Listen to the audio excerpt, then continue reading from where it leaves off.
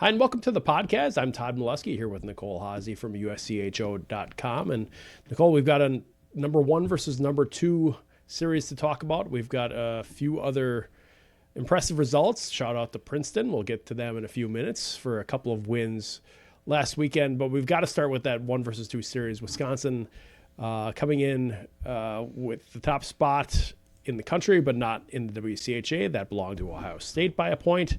But now Wisconsin is the unquestioned, I think, leader of, well, definitely in both rankings and the WCHA standings, and really kind of in vibe after they go into the OSU ice rink and get a 2-1 win on Friday and a 6-1 win on Saturday to end the 2025 portion of their schedule with a pretty impressive sweep.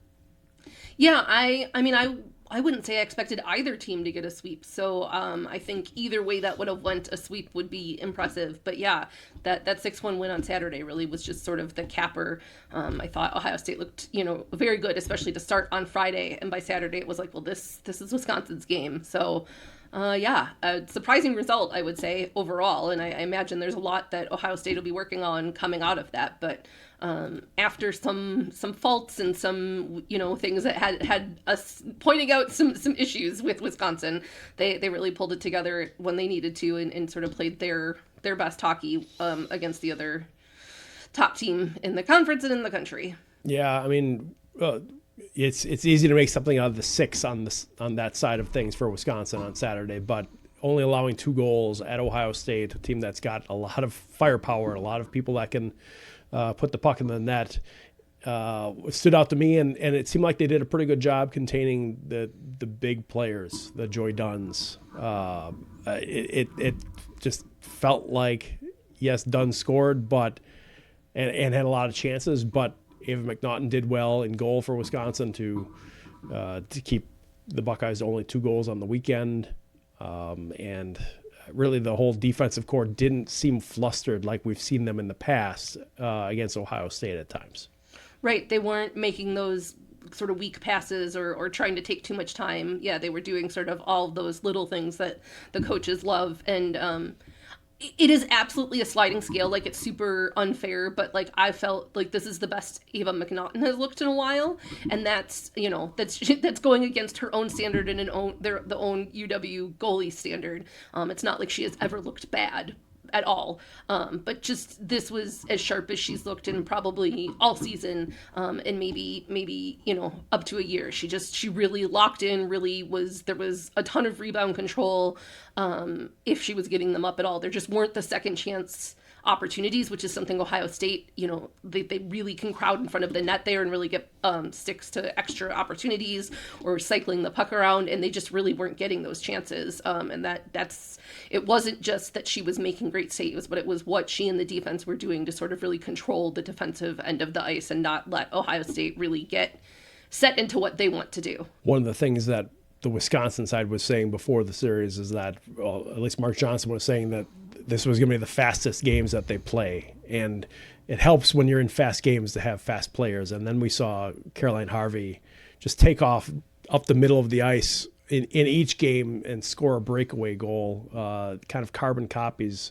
The first one gave the Badgers a 2-0 lead on Friday, and then she scored again on Saturday. I believe that was also to make it 2-0. I can't remember both, off the top of my head, but I think both that's game winners, right? Technically, yeah. And both in 4-on-4 play, it's just that little bit of extra open ice made so much of a difference for her. And when you let her have room to skate, and especially with the skate with the puck, that's trouble. We're seeing how much of a talent she is. Not that we haven't before, but that it's still growing, and it's finding new levels, which is really exciting for the U.S. as you go into an Olympic campaign later this year to have someone playing at that kind of level. Yeah, it's comical to think back about how she really didn't get on the ice in the last Olympics when you think about what we've seen from her in the past few seasons. But yeah, for me, it's because we're lucky to get to see her quite a bit in person, but it's the growth and the details. Not the 4-on-4 gave her more ice, but also gave her a little bit more time to sort of see how plays develop. The puck's not moving quite as quickly, right? Like they're a little bit longer passes and things, and she can just really slow down the game and really predict what's coming. And so that really gave her that chance. But her east to west movement, and just, I think she's just so much smarter with the puck than she used to be. You know, if she'd get the puck up top and didn't necessarily see things, she was just putting it on net and, you know, sort of hoping for the best in terms of knowing that she's got top tier talent up there. But, you know, that is also like, you just throw a shot on and it can end up as a turnover, and that's not something she's doing much anymore in her, you know, in the last 2 years. And I think like if you've got a young defender that's interested in sort of going to the next level, you should be watching tape of KK. It's really impressive to watch. Like you said, just the growth. I mean, she was an Olympian and she was All-American her freshman year, and she's gotten better, like exponentially better since then. Right. Yeah, I'm really. I mean, we've seen her play at, you know, the World Championship level and those levels, so it's not like it's going to be a lot different to see in the Olympic level. But just like you said, that comparison of 4 years ago being, you know, this was she 18 years old, 17 years old, or whatever on that team, and just how much, you know, everyone thought of her and that the potential that she had, how much that'll just kind of carry into these Olympics. Because, you know, we know everyone watches the Olympics. You know, women's hockey gets this 4-year bump, right? And we're starting to see it even out in the middle because of the PWHL a little bit. But if she's able to, you know, have a star turn on the Olympic stage, that's a heck of a way to I mean, this is her senior season. It's a heck of a way to wrap up a college career that, man, has been pretty good. Yeah, it feels like there's a chance that the world becomes her oyster, right? Like lots of opportunities. And I think at this point, she's probably the consensus #1 pick heading into the PWHL draft, which is no shade to the Abby Murphys and other forwards, but like she's a generational defender.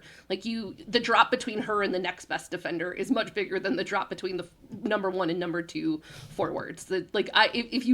I don't know if you feel like you need a defender, like you still are going to take KK.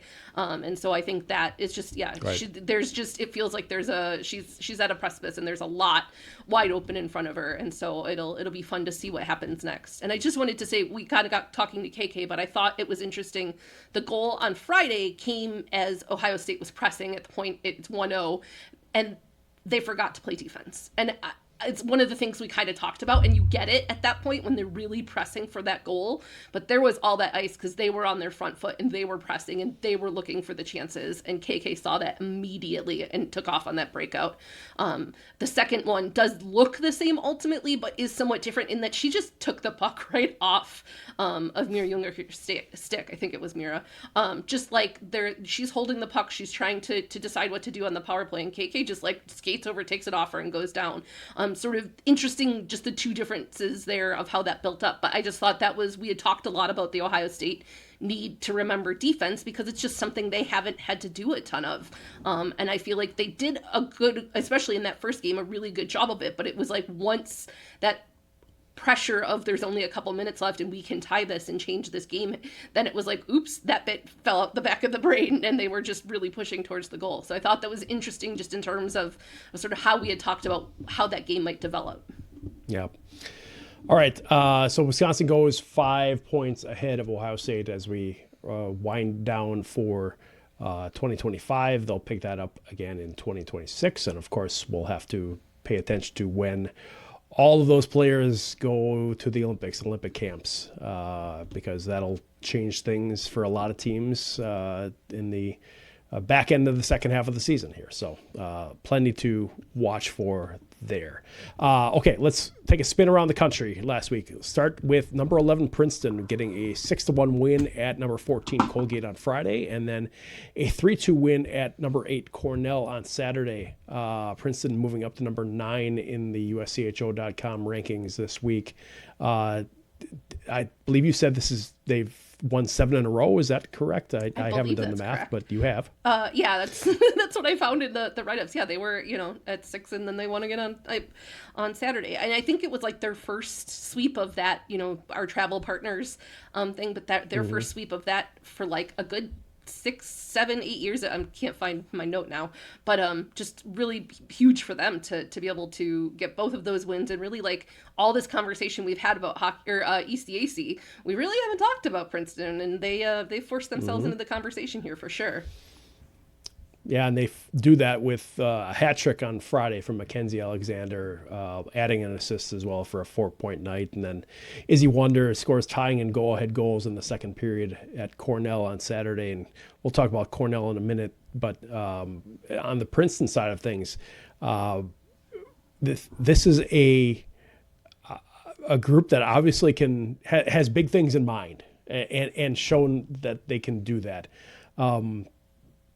How much of is it kind of like playing with house money at some point though, where they've done pretty well, they know they're going to be able to compete, and now you just go ahead and go out and do whatever you can, because I don't know that a lot of people were expecting this, but if they can do this far, they're going to be able to do it in the second half too. Yeah, I think so, right? Like we talked about a bunch of different teams, and then Quinnipiac had that hot start, and Princeton didn't have the cleanest start. The other thing is the loss of Sarah Paul in the transfer portal, right? So like we expected that was going to have a huge impact. And I think Mackenzie Alexander's, I think she has 12 points in those 7 wins, that 7-win streak, 7 goals, 5 assists. And so she's already forced herself into the Rookie of the Year conversation, basically over the course of a couple games. And I think for every team, part of their fortunes comes from how quickly your freshmen get up to speed. Everybody is bringing in top recruits, and how quickly can they make an impact. And Mackenzie Alexander, stepped into some pretty big shoes there, and Izzy Wonder needed some help and needed, a foil for some of that, and we're just seeing that. And then some of the other Princeton players too have just taken up a bigger role, Jane Keel and a few others. And so, I think like there was very low expectations on them. We weren't paying attention to start because of other things going on. And so now I feel like they're just, like you said, a little bit playing with house money. Like they've got all the confidence, all the momentum, and they know that they can do, what maybe they weren't even themselves weren't expecting to do. So when you've beaten all the other top teams in the conference, it really puts you in a really good spot heading into the second half. Right. And they are in first place as we get to the end of the 2025 part of the schedule. And I don't know if a lot of people would have had that as the team had the Tigers leading the way as the end of the year approaches. On the other side of that, though, is, Cornell having lost now 3 out of its last 4 games after they also lost on Friday to Quinnipiac 3-0. Felicia Frank shut them out despite 34-18 being the shots on goal in favor of the Big Red. This is a thing where, Princeton's on the up, Cornell's a little bit on the down, and I don't know how far the slide continues. Is this going to be just the late part of November, early part of December was really bad for them, and the second half they'll pick it right back up where they started the season, or are we really seeing cracks here for Cornell? It certainly feels like some cracks, but they've probably got the best case for very excited for the holiday break and a chance to reset. Not sure any team is more excited than they are. But for me, it's the sort of the inconsistency. Like we just, watched some of the goals they gave up against Vermont. It just was like, this is so uncharacteristic of a really defensive team with an A+ goaltender. Like what's going on here? And so, yeah, it's, I think a good bit of it's probably mental at this point. It's a little bit of a self-fulfilling prophecy, I think, for them. They got to be pretty low. The confidence is pretty low, and it's showing out on the ice. And so I think hopefully for them, they get through their exams and get a chance to just start over and get a reset. We know what they're capable of. They did it last year. They have much the same roster. They did it to start the year. And so I think it's just a matter of finding what it takes to get those puzzle pieces to go back together in the right formation, right? Right. And then Quinnipiac, which defeated Cornell Friday, then lost in overtime to Colgate 2-1 on Saturday with a Sarah Stewart overtime goal for the Raiders. Again, this is one of those where, okay, Princeton got 2 wins. It seemed like everyone else was kind of in Splitsville again. We saw Brown beat Yale on Saturday, but then lose to Yale on Sunday. So it feels like there's the advantage of coming away with 2 wins on a weekend, is you gain that little bit of ground on everyone else that splits. Yeah, and at this point, I mean, I think the sweeps are kind of few and far between across, every conference, not just in the ECAC. So anytime you walk away with all those points, it's just such a huge, the swing there is just like massive. And we're talking, I didn't look at it this week, but we're talking a handful of points, and including half points, from like 1st to 8th in the ECAC. And so the 1 point, 1 win versus a loss, like 1.3 points is makes just a huge difference right now. And I think if a team can string together a couple of those weekend sweeps like Princeton has been doing, like suddenly they've pulled ahead and you're left scrambling. So I think the rest of the ECAC is probably also happy for a little chance to maybe try and slow some of that momentum, watch some tape, and see what they can do. Let's move over to Hockey East. Last week, New Hampshire handed Northeastern its first conference loss of the season, 4-3 in overtime. A midweek game last Tuesday night. Kelly Hardy scored in overtime to win that one. Northeastern did rebound with 3-1 and 4-2 wins in a home-and-home series with Boston College over the weekend to open an 11-point lead on the Eagles for first place. So that's important for Northeastern to bounce back. They had lost that second game of the series to Penn State. Then they lost the midweek game to New Hampshire. Getting a couple wins against BC, an important step for them to get right back on. You don't want to go into the break on a little bit of a slide there, especially after you've started things off so well and built a pretty comfortable lead. Well, now it's even more comfortable. Yeah, I thought importantly the second game in that series, which was the one at Matthews where they had their senior night and sort of this weird order of things that they're having to do this year.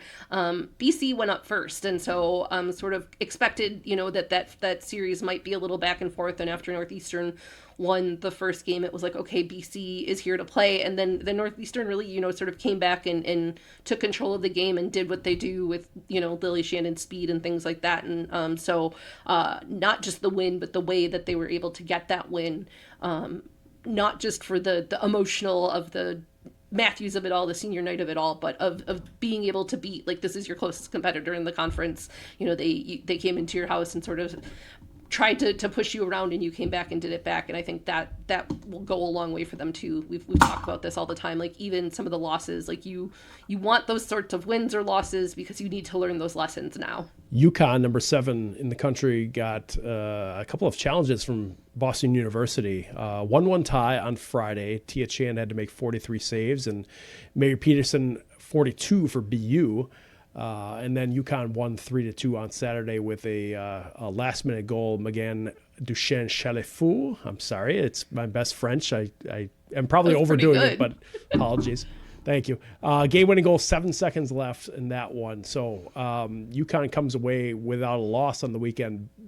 BU that close to, kind of. There was a point where it felt like they may have been able to turn this first half around. That kind of slipped away from them, and had that one last chance to make something happen on their final weekend of the first half of the year. And instead, UConn pulls out the win at the end. Important win for UConn, though, in the NPI discussions. Yeah, absolutely. That first game, 80, would you say, I think 85 total saves, and it was a 1-1 tie. Like, what was happening in that game? Yes, I had it on for a little while, and it was just like, this, I don't... So kudos to both the goalies and the defenses, but yeah, that was a bit of a mind-boggling a few times. I'm like, how is the puck still outside of the net? But, same as we were kind of saying with Northeastern, UConn getting that goal with 7 seconds left. Like, that was a stunner. And BU had just come back to tie it, I think, in the final 2 or 3 minutes. And so, BU's riding that high. They'd gotten the tie the night before. They're, sort of showing some fight, and that was just like such a heartbreaker. But kudos to UConn for not giving up and playing to the buzzer. And as you said, those are really important points for them, not just from an MPI standpoint, I think, but also just from a vibes and a reputation standpoint. You at this point, right. There's a lot going on. Northeastern sort of proving themselves upon the top. You need to be showing that you're another team that should be considered. Like, hockey's got one team last year, so there's a lot on riding on some of this for them. And so I thought, just from a sending them into the break and just sort of proving that they're a team that's still worth having in the conversation, I thought those were really important wins. Yeah. A couple weeks ago, I think I said something, well, yeah, not a couple of wins, but win and tie. Right. But a couple of weeks ago, I said something about, and this was involving NEWHA leader Saint Anselm, that they'd gotten off to a lead that felt like it was pretty secure. Franklin Pierce says not so fast, because 2-1 win and a 3-3 tie and a shootout win in a home-and-home series over Saint Anselm means that lead is now down to 6 points. So it's still a pretty significant lead there, but Franklin Pierce did its job in cutting into it last weekend. That was a Thursday series last week. Abigail Burrows with the go-ahead goal in the early part of the third period on Wednesday. And then, like I said, Franklin Pierce won the shootout after the 3-3 tie on Thursday. We had said that because let's not put that in the wrapped up column yet. Yeah, I think, fair play to Franklin Pierce, and apologies to the rest of NEWHA, because we said that based on sort of how the team right below was we were well, if they're not contending, then and Franklin Pierce. I just love how scrappy they are. They sort of won my heart a few years ago when they overtime game after overtime game weighed their way through the NEWHA tournament and just kept kind of cardiac kids, and I think they continue to play like that whether they get the wins or not. They just played this really scrappy, really gritty sort of game, and I don't think that they think that they're out of any game. They're all on the table for them, and I think that mentality really serves them well. But yeah, I appreciated that they were like, oh, I guess not hold my beer, hold my energy drink, but yeah, they just were like, excuse us, we have something to say about this conversation, and I appreciate that. That's it's, again, the chaos makes it fun. So good for them, and I think there's somebody that have shown that they get better, they continually get better as the season goes on, which not everybody can say, and that just that mentality of they are constantly in a game regardless, and I think that makes them really dangerous. Over in Atlantic Hockey America, a couple of results I wanted to point out. Mercyhurst ran all over Lindenwood 10-1 on Friday behind a hat trick from Julius Shallon. But hats off to the Lions for bouncing back with a 5-2 win on Saturday. That can't be easy. I mean, you lose by 9 goals one night. You got another game to play at Mercyhurst, and you come out and you win the second game. That's there haven't been a ton of wins for Lindenwood, but getting one in those specific circumstances, I thought was worth highlighting. Yeah, absolutely. Lindenwood is part of the as we keep having this conversation of it doesn't make any sense to me how these wins are happening, right? Vermont last week beat Cornell, and then this week lost to Holy Cross, and then we had the Syracuses and the RIT. We're seeing some of the AHA teams do some damage after losing really poorly, to really tough game or really hard losses. And so yeah, kudos to Lindenwood for getting that back against, the number 2, the pretty solidly number 2 team in their conference for several years at this point. But also, I just this is when I say I'm confused about what's happening, that's one of the things that I'm talking about. Because I'm how is a team, the ups and downs of it, how do you lose 10-1 and then come back and win 5-2?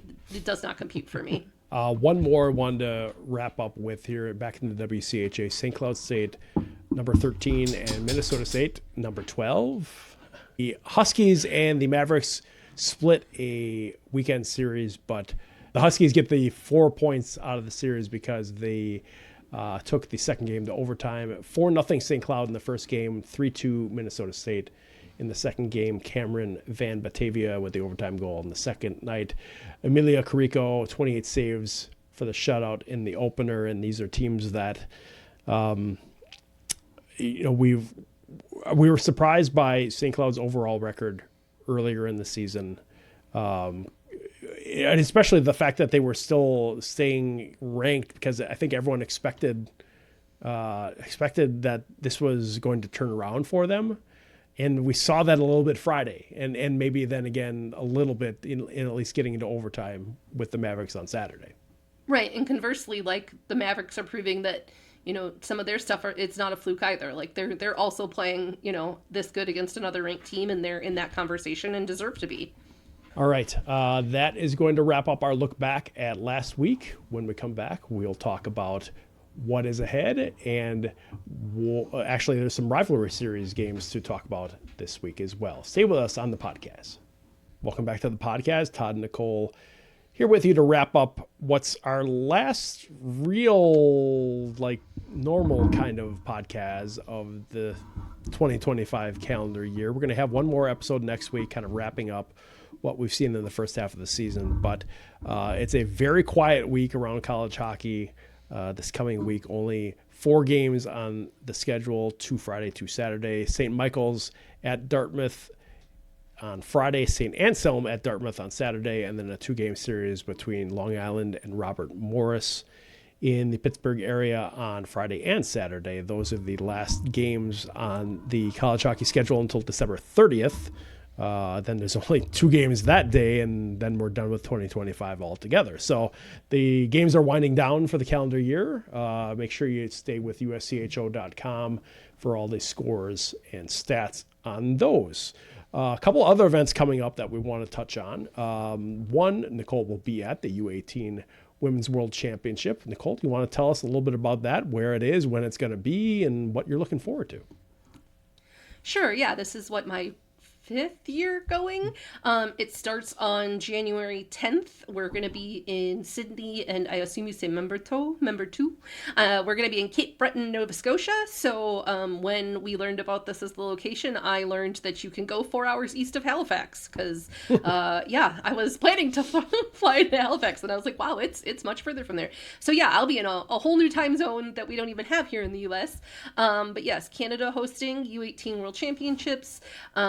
Like I said, it's January 10th to 18th, so I will be up there covering that. USA has released their roster, but we're sort of waiting on everybody else, but we're, a month out, so at this point we should be starting to see those. And just again, as a reminder, particularly US and Canada, but across all of the participating countries, these are players that most have committed to play in the NCAA in the next year, starting in the next year or two. So most every player on the US and Canada, unless they are too young to have officially committed yet, will be committed to an NCAA school, and then we will see several players across the other countries. Group A is Canada, Sweden, Switzerland, and Hungary. Group B is the US, Czechia, Finland, and Slovakia. So gold medal medal round games will be on the 18th. Like I said, I will be up there. Coverage will be mostly on Victory Press. It's a good time to get a subscription there, because I do things like take a video in the mix zone and share it to our paying subscribers there. But we'll also have some coverage at USCHO in terms of how it relates to the NCAA. And it's just a lot of fun. Canada are the reigning champions, but we are also not that far removed from Canada taking the bronze, because they were upset by Czechia the year before, and Czechia playing in that gold medal game that the US won. So there's just all of the sort of growth that we've seen across the senior national teams, and the competition being stepped up there that is also happening down at U18s. And so again, as we've talked about some of the really great rookies this year in the NCAA, Hilda Svensson at Ohio State, and Caitlin Kramer, the sophomore up at UMD. These are all players that I first got to see in the last couple of years at U18s, and they're players that start there, get chances based on how they play there and with their NCAA teams to play in the senior national teams. Chloe Primrano played in U18s last year, even though Right. she was already at Minnesota. So it's just the very best of what's next.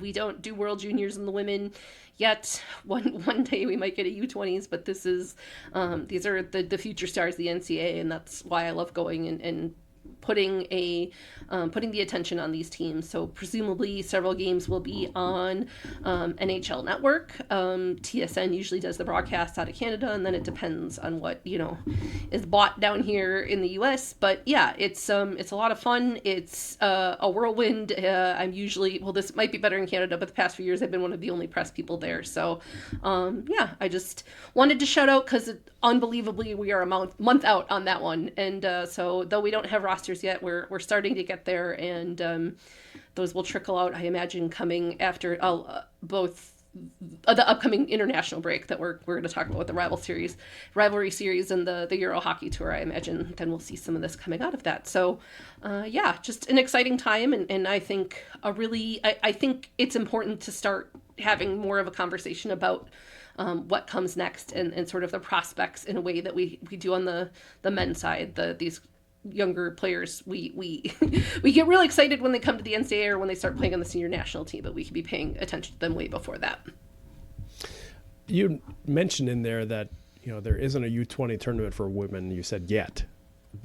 Not to put you on a soapbox here or do anything like that, but what's the hurdle there? I mean, I can imagine there's a pretty significant timing hurdle, because if you're having to put another tournament into the IIHF calendar, and also at a time when you're going to be taking college players away from their college teams, there would have to be significant discussions about when that happens, right? What else is in play there? If Women's Worlds is no longer in April after the NCAA season ends, there is a window there now.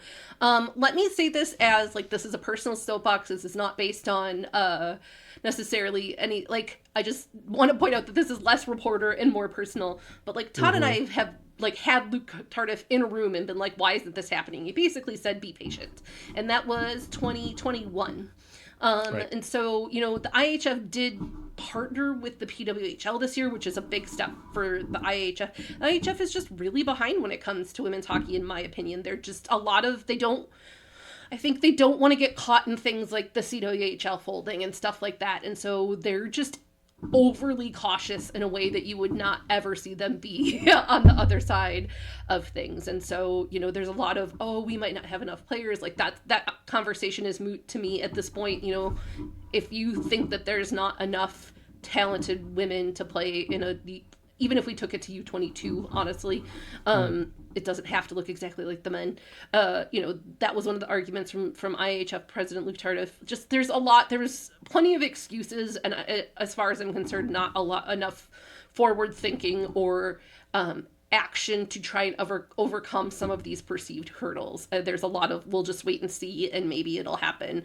But I mean, that is completely unsurprising. I mean, the only reason we had a 2021 U18 World Championships in the U.S. is because the U.S. and USA Hockey and Hockey Canada basically stepped up and did it. IHF said you can have it, but you have to put it together. And I kind of feel like that's what's going to need to happen here. Something like the U.S. and Canadian Collegiate Series maybe needs to get a little bigger and include teams from other countries, things like that. I'm having a Monday. I apologize, friends, with the speaking. Words are hard today. But yeah, I just think at some point, I think if we rely on the IHF, it's probably never going to happen. But I do think that there are plenty of people that see the need for it. And I think continuing the PWHL plays into that now that there's another next step and that need for developing that middle tier, especially as we see players in the PWHL that didn't come out of college as top tier players. There's plenty of girls on PWHL rosters, and I say this with utmost respect, that when they graduated, we wouldn't have said that as a professional player that is going to succeed and get a long-term contract. Things have changed in the last few years, and so I think there just needs to be a really big rewiring about how we approach it. And the IHF is just never going to be at the forefront of any of that. That's not their MO.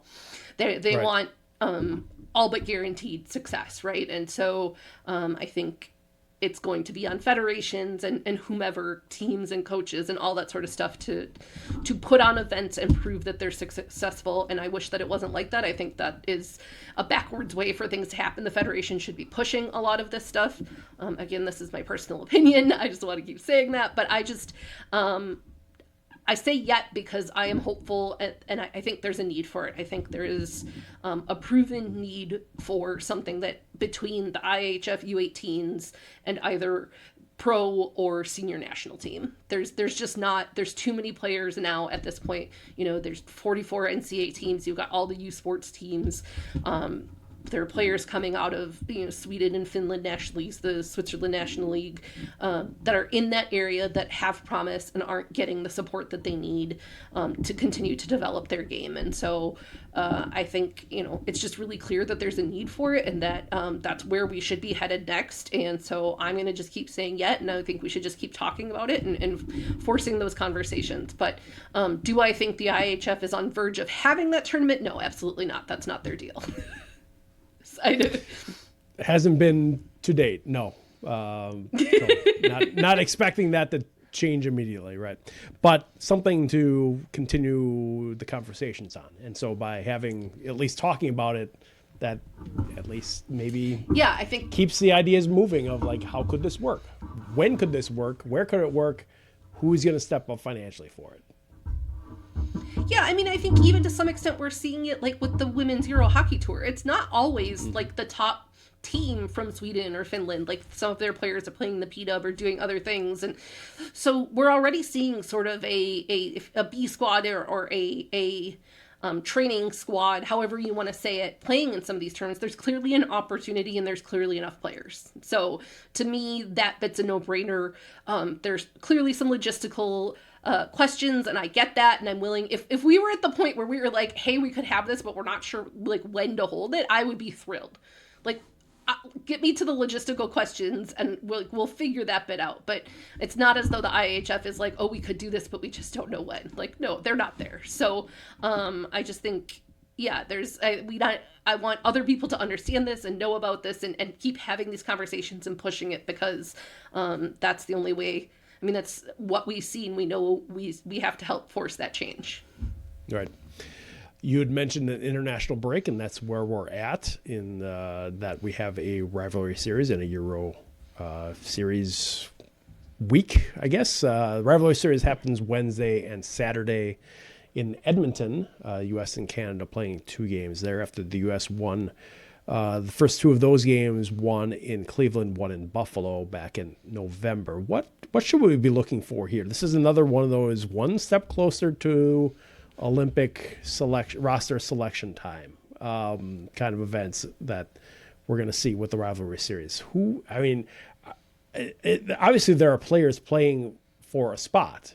I just wonder whether they're going to get those opportunities in these 2 games to have a last show, and if that's something we need to be on the lookout for.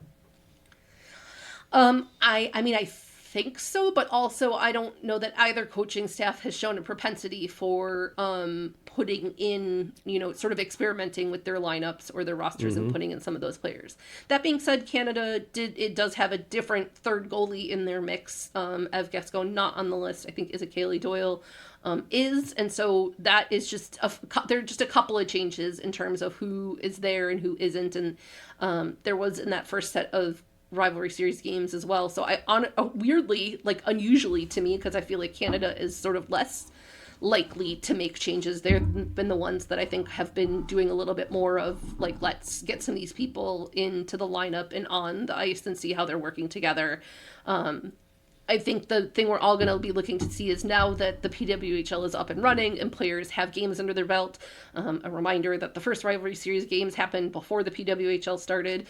So the collegiate players were in midseason form, but nobody else was. And a reminder, There aren't really collegiate players on the Canadian roster. So we've seen this in past years in the rivalry series that the U.S. did really good in those early games with their collegiate players, and then things evened out a little more. So again, I think that's the thing to look out for these games in December, is to see where Canada looks compared to the U.S. in terms of now that the players are sort of all at an even fitness and comfort and season form situation. So that's probably the biggest thing, because in previous years there's been a little regression of the gap between the two. So the U.S. is going to look to still have that little bit of domination, but it seems probably unlikely that it'll be as strong as it was in that first set of games. Right. Over in Europe, we have a 4-team tournament that details are sketchy from what we've been able to piece together on the web, but we believe it's English internet. Yes. Yes, we believe it's Wednesday through Friday in Finland, with Czechia, Sweden, and Switzerland joining the hosts for a 4-team event. Yes.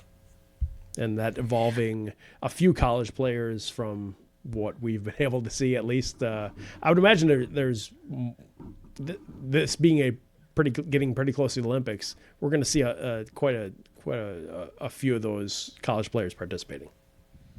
Yeah, I mean, we saw announcements from a couple NCAA teams about their players going over. I do remember seeing that Finland is leaving some of their biggest names at home, or I guess at their homes, not at home in Finland. Their roster is not necessarily full of their biggest names, but I did see, like a few of the Czechia players posting on Instagram on their trips to Finland. So, like I saw Kalti, on her plane to Helsinki. So I do think it's always a mix about who decides to bring whom on their roster. But yeah, it looks like there'll be 6 games, little round robin. When we were in Finland for U18 Worlds last year, a lot of these games were shown on a TV, an internet station that we were able to get. So it would have Finnish commentary, but if I can find those links, I'll make sure I share those on social media and go put them in the story on USCHO for this podcast episode. So at least that way we can watch some of these games, which is nice, even if you probably have to do it on mute unless you speak Finnish. But it is, if you like a challenge, try to understand any of that Finnish, right? That's one of the hardest languages to understand as an English speaker anyway. Yes, Michelle Karvinen apparently barely still speaks Finnish, which I think is amazing. That was one of the things that came out in some of her interviews heading into the PWHL season, so all the time she spent there.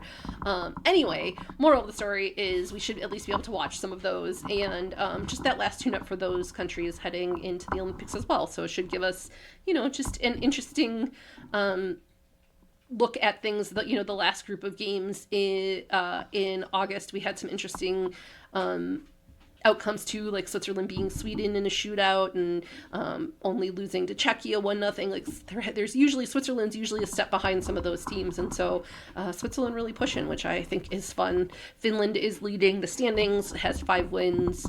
Czechia's 2 and 3, Switzerland's 1 win, 3 losses, and Sweden's got a win and 3 losses. So Finland definitely leading those, but again, everybody's not always taking full rosters there. So it's not definitive by any means, but still an interesting look at sort of how things are looking.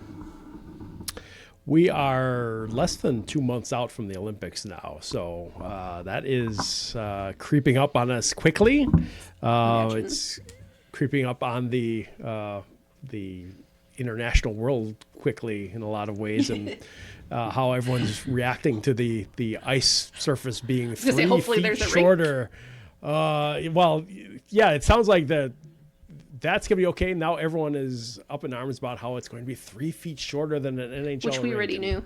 Oh my goodness, right.